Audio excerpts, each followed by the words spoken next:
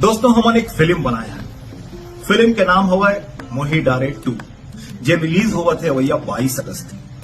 एक 22 अगस्त हमारे पर बहुत ज्यादा खास, बहुत ज्यादा स्पेशल हो गया हुआ है। वैसे आप मन ला एक बात मैं बताना चाहता हूं कि अगर आप मन ला पारिवारिक ड्रामा पसंद है तो आप मन पर मोही डारे बहुत खास फिल्म बनने वाला है, और अगर आप मन ला कॉमेडी पसंद है तब वो आप मन पर मोही डारे 2 बहुत ही स्पेशल फिल्म बनने वाली है। और अगर कहूं आप मन ला एक्शन पसंद है तब वो ये मान के चलो कि मोही डारे 2 आप मन पर एक बहुत खास फिल्म बनने वाली है। हाँ दोस्तों, हमन बहुत ज्यादा दिल से, मेहनत से और पूरा ईमानदारी से अपन फिल्म मोही डारे 2 ला बनाए हैं। और मैं ये चाहता हूं, आप मन से निवेदन करता हूं कि पूरा छत्तीसगढ़ वासी मन ये फिल्म ला अपन पूरे परिवार के साथ में देखो, अपन माया, अपन दुलार, अपन आशीर्वाद ला देव, सुरता राखे रही हो।